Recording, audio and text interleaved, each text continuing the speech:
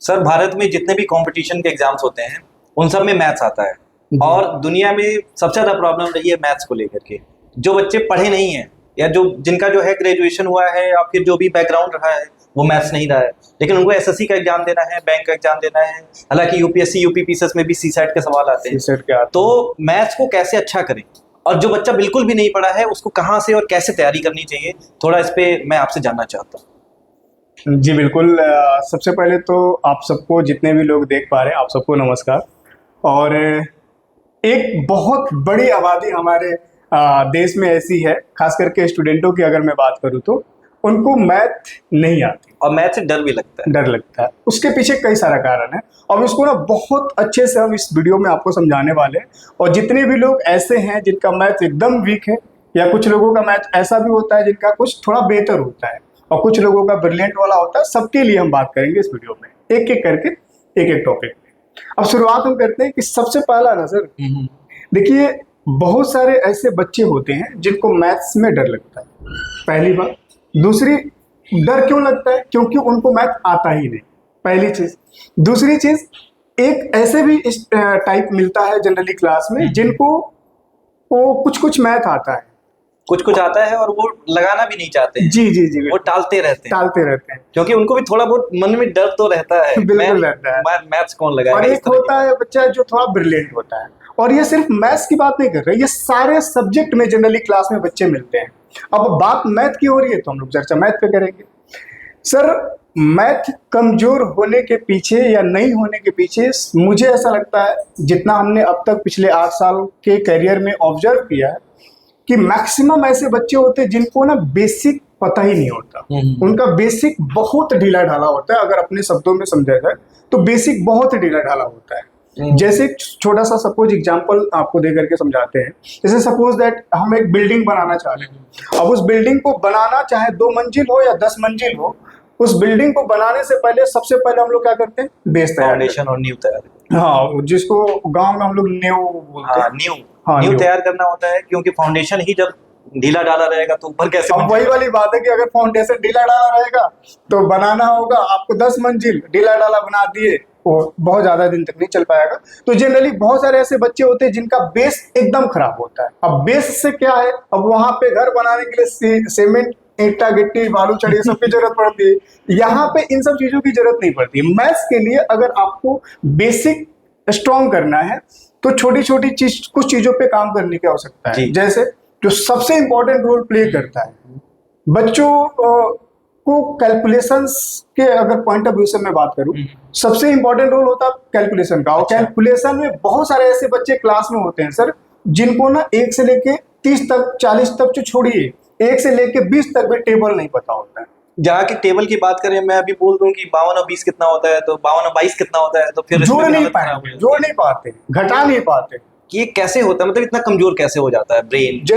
Generally होता क्या, उसके पीछे कई सारा कारण है। अच्छा। जैसे आज का कारण क्या है, जैसे एक छोटा सा एग्जांपल आपको बताते हैं। जैसे आप जाते हैं या कोई और जाता है मार्केट सब्जी लेने के लिए, आलू ले लिया 40 रुपए का, प्याज ले लिया 27 रुपए का, और इस तरह से कुछ और ले लिया, 40, 27 और 15 रुपए का टमाटर ले लिया और जोड़ना है तो फिर बड़ा मुश्किल हो रहा है। तो बच्चा अगर जोड़ना भी हो ना तो जानते हैं क्या करता है सर, मोबाइल निकालता है तुरंत और मोबाइल पे काम करता है। ये बात आती है। तो आप इसका इस्तेमाल कम कर रहे हैं और मोबाइल का इस्तेमाल ज्यादा कर रहे हैं। इसका इस्तेमाल नहीं कर रहे हैं तो ये काम ये नहीं हो पाता है। तो सबसे पहले आपको बेसिक चीजों पे काम करना पड़ेगा। उसके लिए मैं कुछ चैप्टर्स को सजेस्ट कर दूंगा आपको। बेसिक स्ट्रॉन्ग करना, क्योंकि देखिए कैलकुलेशन आपका तभी बेहतर हो पाएगा जब तक आपका बेस स्ट्रॉन्ग। अच्छा करना ही पड़ेगा, बेस अच्छा किए जो है। अब बेस, जी बोलिए। बिना बेस अच्छा किए जो है कैलकुलेशन भी नहीं ठीक होगा और मैथ्स भी नहीं आएगा और मैथ्स से डर भी लगेगा। जी सर। तो उसको बेस को कैसे अच्छा किया जाए? तो बेस को अच्छा करने के लिए सबसे पहले आप स्क्वायर, क्यूब, इसके बाद आप कैलकुलेशन पे के हिसाब से देखा जाए तो आप मल्टीप्लिकेशन, एडिशन, सब्ट्रैक्शन, डिवीजन, ये सब चीजों पे काम करिए। टेबल भी याद करना पड़ेगा। और टेबल, इसके साथ साथ में स्क्वायर के साथ साथ में स्क्वायर रूट पे काम करना पड़ेगा। क्यूब के साथ साथ में क्यूब रूट पे भी काम करना पड़ेगा। एक अच्छी चीज ये है कि स्क्वायर जब आप कंप्लीट कर लेते हैं तो स्क्वायर रूट लगभग कंप्लीट हो जाता है। उसके लिए बहुत सारा तरीका भी है, टेक्निक भी है, पहली चीज। दूसरी चीज, नंबर सिस्टम के कुछ बहुत सिंपल चीजें, जैसे आपको फ्रैक्शन पे काम कर लेना चाहिए, डेसिमल पे काम कर लेना चाहिए। ये छोटी छोटी चीजें, नंबर्स के बारे में आपको काम कर लेना चाहिए, फिर इसके बाद एलसीएम एचसीएफ पे भी काम कर लेना चाहिए। और डे बाय डे जो हम प्रैक्टिस करते हैं वो दिमाग से ज्यादा करें रादर देन कैलकुलेटर और हाँ, इन सब चीजों को तो बिल्कुल भी आप यूज ही ना करें। ये यूज करेंगे तो हमारे लिए दिक्कत हो सकती है और मैथ्स हमको नहीं आएगा। ठीक है, तो ये बेस आपको तैयार करने में बहुत मदद करेगा। अगर मैथ्स के हिसाब से बात करें, खास करके कॉम्पिटिटिव एग्जाम्स के मैथ्स के हिसाब से बात करें, तो इनके साथ साथ में कुछ और भी चैप्टर्स हैं जिसपे आपको बहुत अच्छे से काम करने पड़ेंगे। कौन कौन से चैप्टर? जैसे परसेंटेज, अच्छा, हाँ, रेशियो, एवरेज। ये 3 ऐसे रामबाण हैं कि आपको तीनों पे बहुत अच्छा पकड़ है ना, तो आप मैथ में अच्छा परफॉर्म कर पाएंगे। अरे सर, मैंने जनरली देखा है कि जैसे बैंक में आप 1000 रुपए जमा किए और बोल दिया कि बैंक आपको रेट ऑफ इंटरेस्ट 6.67% का देगा, और बच्चे ये भी कैलकुलेट नहीं कर पा रहे हैं कि at the end of 1 year हमको कितना रुपए मिलेगा। सर धीरे, वो तो बहुत कॉम्प्लिकेटेड हो गया ना कि 6.66 या 67 जो भी है। सर हमने बहुत सारे ऐसे भी बच्चों को देखा है, जैसे हम लोग शॉपिंग करने जाते हैं तो मॉल में डिस्काउंट तो चलते रहता है, बाय 1 गेट 1 फ्री।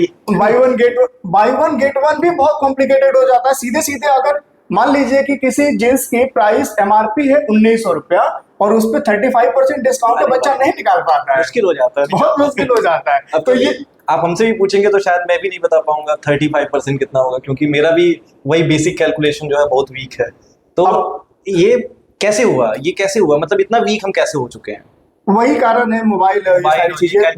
दूसरी चीज ये है कि आपका बेसिक स्ट्रॉन्ग नहीं है, तो उसके लिए आपको कैलकुलेशन टेबल उबल पे काम करना पड़ेगा, जोड़ घटाव गुना भागा सब पे काम करो, जो बचपन में किए हो वो सब पे सब आज करना पड़ेगा। और डेली बैठ के 2 घंटा 1 घंटा वो बचपन वाला काम करना पड़ेगा कि सही होगा सब। ठीक है, इसके बाद अब आते हैं, ठीक है, तब जाकर के आपका बेसिक स्ट्रॉन्ग हो पाएगा।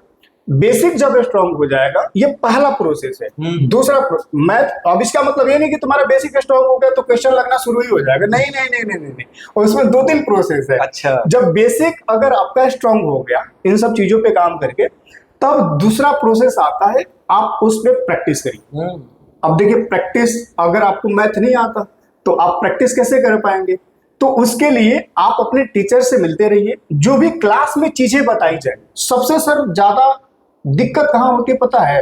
जिनको मैथ नहीं आता, हमने मैक्सिमम बच्चों को ऐसा देखा है, आपने भी देखा होगा, आप मैथ से एक अच्छा स्टूडेंट रहे हैं और रटने की प्रयास करते हैं। जनरली बहुत सारे बच्चे ऐसे होते हैं। देख सर, एक चीज और मैंने देखा है कि रटने का भी प्रयास करते हैं, और दूसरा कि वो डाउट भी नहीं पूछते हैं। मैथ सॉल्व भी नहीं करेंगे और डाउट भी नहीं आएगा, पूछेंगे भी नहीं, और पूछेंगे नहीं तो और समझ में नहीं आता। बिल्कुल, तो आपको सबसे पहले कि जो टीचर्स आपको पढ़ा रहा होता है, हर एक चीज के बारे में समझने की प्रयास करिए। समझ करके अगर मैथ करिएगा तभी हो पाएगा, अदरवाइज कितना भी आप स्ट्रॉन्ग कर लीजिए कैलकुलेशन, क्वेश्चन नहीं लगने जा रहा है। तो प्रॉपर लॉजिक के साथ कि सर अगर ऐसा हुआ है तो क्यों हुआ है, तुरंत क्लास में पूछो सर से, तब जाकर के आपका कुछ बेहतर हो पाएगा, भला हो पाएगा। मतलब जब उस पर आपका डाउट क्लियर होगा ना सर, जब आप घर जाएंगे और प्रैक्टिस करने की शुरुआत भी करना चाहेंगे ना, चाहे वो छोटे लेवल से ही क्यों ना करे, आप तभी कर पाएंगे जब आपका डाउट क्लियर हो। सही बात है। ठीक है, मतलब अभी तक हमने 2 बात समझी, पहला बेसिक पे स्ट्रॉन्ग करना है, और दूसरा जो है हर दिन जो है डाउट्स आते हैं उसको क्लियर करना है, उस पे काम करने की जरूरत है। अगर नहीं आपको समझ आ रहा है, जैसे जो अंडरस्टैंडिंग बढ़ानी है, समझ बढ़ानी है उस पे, तो उसके लिए कैसे बढ़ेगा? अब जैसे मान लीजिए कि कोई किसी पॉइंट पे आपको डाउट है, अब क्लास में बैठ करके पढ़ रहे हैं या घर पे प्रैक्टिस कर रहे हैं, डाउट तो दोनों जगह आ सकता है। बिल्कुल ठीक बात। तो उस चीज को क्लियर कौन करेगा? आपका टीचर्स।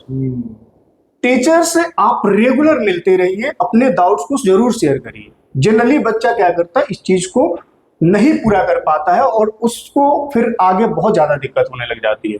अब फिर क्या होता है, जब तुम्हारा डाउट, अब शुरुआत जैसे मान लीजिए कि हम लोगों ने 0 लेवल से किया, बच्चे क्लास में बहुत सारे पढ़ रहे हैं, उसमें आप भी पढ़ रहे हैं। अब अगर आप अपनी चीजों को छिपा करके रखेंगे टीचर से, तो धीरे धीरे वो इतना सर डाउट बन जाता है ना मन में, कि फिर आगे ऐसा लगता है कि क्या हम कर भी पाएंगे कि नहीं कर पाएंगे। सेल्फ डाउट होने लगता है कि बड़े हम करेंगे, डिमोटिवेट हो जाते हैं। तो एक बात कि आप पहले तो बेसिक पे काम कर लीजिए, ठीक है। इसके साथ साथ में जब आप क्लास में जाते हैं, टीचर से पढ़ रहे होते हैं, चाहे ऑफलाइन पढ़ रहे होते हैं, ऑनलाइन पढ़ रहे होते हैं, मेरे से पढ़ रहे होते हैं, किसी और से पढ़ रहे होते हैं, तो आप टीचर्स के द्वारा बताई गई हर एक बात को समझने की प्रयास करिए और प्रॉपर लॉजिक के साथ, तभी आप बेहतर कर पाएंगे, तभी आप खुद से क्वेश्चन कर पाएंगे। नहीं तो आप लिख करके ले लीजिए किसी एक स्पेसिफिक चैप्टर में, सर हम 100 के जगह पे 10,000 क्वेश्चन करा देंगे ना, 10,000 के बाद अगर फिर क्वेश्चन में दूंगा आपको, अगर लॉजिक के साथ आपने उसको नहीं किया है, नहीं कर पाएंगे, क्योंकि मैथ समझ ही नहीं आया। लैंग्वेज भी बदल सकता है और डाटा भी बदल सकता है। एक बड़ा समस्या और भी होता है, जब बच्चा करने जाता है ना, तो उसमें लैंग्वेज में भी प्रॉब्लम आती है। हाँ, वर्ड प्रॉब्लम के जो सवाल होते हैं वो नहीं लगते हैं। जो उसमें वैल्यू होती है, जो डाटा कैलकुलेटिव दे दिया जाता है, वो तो एक कैलकुलेशन का पार्ट है, धीरे धीरे वो चीजें स्ट्रांग हो जाती है। लेकिन बहुत सारे ऐसे प्रश्न होते हैं जिसमें बहुत बड़ा बड़ा लैंग्वेज या छोटा ही लैंग्वेज होता, बड़ा कठिन हो जाता है। तो इन सब चीजों के पीछे बस एक ही काम करना है और एक ही ब्रह्मास्त्र है कि भाई, अगर हमें किसी चीज में मान लो कि कम समझ में आता है, तो उसको बार बार पढ़ने के प्रयास करो, प्रैक्टिस की रफ्तार अपना बढ़ा दो। सही बात है। अब इसमें अपने हिसाब से शेड्यूल भी बना लीजिए, हर दिन का 3 घंटे 4 घंटे का। और पढ़ने का सबका अपना अपना तरीका होता है। जैसे सर का इंग्लिश अच्छा है, तो सर इंग्लिश पे क्यों फोकस करेंगे, ये किसी और सब्जेक्ट पे करेंगे। बिल्कुल ठीक तो बात है। उसी प्रकार से मैथ आपका खराब है, तो आपको उस पर ज्यादा समय देना चाहिए और फिर उसके हिसाब से जो आपका बेहतर है उस पर कम समय दीजिए। प्रैक्टिस निरंतर करते रहिए। मैं आपको 100% बता देता हूं पूरा कंफर्मेशन के साथ कि जिस दिन आपने बेसिक पे काम कर लिया, खुद जो जितने भी लोग मुझे वीडियो के माध्यम से सुन पा रहे हैं, खुद मन में पूछो जरा, मैथ जो करने चलते हैं पूछो जरा कि तुम्हें टेबल कितने तक याद है, नहीं पता होगा। 10-12 आज बच्चों को 10-12-13 के बाद नहीं याद होता। स्क्वायर क्यूब तो छोड़ दीजिए सर, 12 गुणे 15 पूछ देंगे, बच्चे नहीं बता पाते जनरली, मैक्सिमम। मजाक की बात नहीं है, लेकिन जनरली यही होता है। तो बताओ जरा 12 गुणे 15 क्या होता है। बहुत सारे बच्चे उसके लिए फिर मोबाइल या फिर पेन कॉपी इस्तेमाल करेंगे। 12 गुणे 15 करके कमेंट में लिख देना भाई। ठीक है भाई, तो इस पे काम कर लो। पहले तो अपना कैलकुलेशन ठीक ठाक कर लो, इसके बाद फिर धीरे धीरे प्रैक्टिस पे लगो और जो भी टीचर्स बता रहे होते हैं उनकी बातों को समझो। जो भी डाउट आता है क्लास की, तो क्लास में डाउट क्लियर कर लो। बाहर अगर घर पे प्रैक्टिस कर रहे हो तो उस चीज को आप मिल करके टीचर से क्लियर करिए और एक एक डाउट को क्लियर करते जाओ। 110% मैथ ऐसा हो ही नहीं सकता मेरे भाई कि तुमसे ना लगे। और एक बात जाते जाते एक बात और भी मैं बता दूं कि इस दुनिया में जितने भी सब्जेक्ट हो, ऐसा नहीं कि मैं मैथ वाला हूं इसलिए मैं ऐसा बात बोल रहा हूं, मैथ के जैसा फ्रेंडली कोई सब्जेक्ट भी नहीं। अच्छा, मुझे भी डर लगता है सर। अरे आप तो भाई, मजाक की बात है सर, ऑलरेडी मैथ में इनका मैथ का एक अच्छा डर लगता है मैथ्स पढ़ने के नाम पर। बोली मैथ्स पढ़ने के लिए तो मुझे भी डर लगता है, ठीक है आज नहीं कल कर लेंगे, वो टालने वाली आदत हो जाती है। देखो, जब ये बात चाहे मैथ ही नहीं सर, अगर आप किसी भी सब्जेक्ट में टालेंगे ना, तो फिर आपको दिक्कत होगा। जैसे सपोज सब्जेक्ट तो छोड़ दीजिए, बच्चा बहुत सारा क्लास में रेगुलर नहीं हो पाता, अब 2 दिन करता है, 3 दिन गायब बड़ी होता है। प्रॉब्लम आती, कंसिस्टेंट नहीं रह पाते। अब आप मुझे बताइए सर कि हमने परसेंटेज शुरुआत किया, हमने शुरुआत किया एकदम जीरो लेवल से, जीरो लेवल से शुरुआत तो किया, लेकिन इसके बाद भी उसको नहीं आ पा रहा है। तो क्यों नहीं आ पा रहा है? वो अपना डाउट शेयर नहीं कर पाता है। अब टीचर्स, मान लीजिए कि बच्चे 500 है, तो 500 के एक एक के पास जाकर के ये चीजें पूछना पॉसिबल नहीं हो पाता। तो आपको ही आना पड़ेगा, बच्चा वो करता नहीं है। दूसरी चीज कि 3 दिन क्लास करेगा तो 2 दिन गायब रहेगा, और फिर 2 दिन में कम से कम 3-4 टाइप निकल गया होगा, अब उसको पता ही नहीं है, तो कहाँ से कर पाएगा? ये तो रेगुलरिटी तो बहुत जरूरी है। इतनी बातों से समझ में आया मुझे कि अगर मैथ्स आपको अच्छा करना है तो उसके लिए सबसे पहले फाउंडेशन अच्छा करिए। बेसिक अच्छा रहेगा तो आपकी सारी मंजिल बनती चली जाएगी। उसके लिए सबसे पहले कैलकुलेशन आपके टेबल्स याद होने चाहिए, स्क्वायर रूट याद होना चाहिए, क्यूब रूट याद होना चाहिए। अगर वो याद है तो डे बाय डे जो कैलकुलेशन आप करते हैं, मार्केट गए हैं तो कैलकुलेशन करना है तो कैलकुलेटर ना यूज करिए, अपने दिमाग को यूज करिए। तीसरी बात ये होती है कि हर एक चैप्टर का आप अंडरस्टैंडिंग बिल्ड करिए। अगर 100 सवाल लगाए जा रहे हैं तो 100 सवाल में एक भी डाउट आपको नहीं होना चाहिए। हर चीज अपने क्लास में क्रिस्टल क्लियर करिए। उसके बाद जो डाउट बचता है, पहले अंडरस्टैंडिंग जब बढ़ाएंगे तो डाउट्स आएगा तो अपने टीचर से मिल करके उसको सॉल्व करिए। अगर आप इतना कर लेते हैं और आपके मैथ्स की अंडरस्टैंडिंग अच्छी हो जाती है तो ये बात जैसा कि सर आप बता रहे हैं, मैथ्स में आपको कोई भी प्रॉब्लम नहीं आएगी। एक बात और मैं इसमें बताना चाहूंगा जी कि पहले आप अपना बेसिक क्लियर करके, बेसिक इन द सेंस कि अपना कैलकुलेशन स्ट्रॉन्ग करके जब आप प्रैक्टिस की ओर बढ़ते हैं तो आप ना शुरुआती दौर में कोशिश ये करिए, अगर फ्रेशर हैं आप, तो ऐसा नहीं है कि सामने वाला एक दिन में 200 क्वेश्चन कर रहा है तो हम भी 200 क्वेश्चन करने के लिए मतलब एकदम लगे रहे। पता चलेगा कि 200 क्वेश्चन की जगह पे 20 छोड़िए 2 भी नहीं हो पाता है। ठीक है, ये भी प्रॉब्लम तो आप धीरे धीरे टारगेट को बढ़ाइए, हर रोज बढ़ना चाहिए। और बाकी जिनका मान लीजिए एक बार वो पढ़ चुके हैं तो फिर तो प्रैक्टिस जितना हो चाहे उतना कर सकते हैं। मैथ्स में अगर आपको अच्छा करना है तो प्रैक्टिस करने की जरूरत पड़ती है। अंडरस्टैंडिंग और प्रैक्टिस दोनों एक साथ चलते हैं। जितनी ज्यादा प्रैक्टिस होगी उतनी अच्छी अंडरस्टैंडिंग होती है, और अंडरस्टैंडिंग जब बढ़ने लगती है तो प्रैक्टिस भी ज्यादा अच्छी होने लगती है, क्योंकि इंटरेस्ट आने लगता है। तो प्रैक्टिस करना सबसे इंपॉर्टेंट मूल मंत्र होता है मैथ्स को पढ़ने का। रेगुलर रहो, रटने की प्रयास मत करो, लॉजिक पे काम करो, मैथ बेहतर हो जाएगा।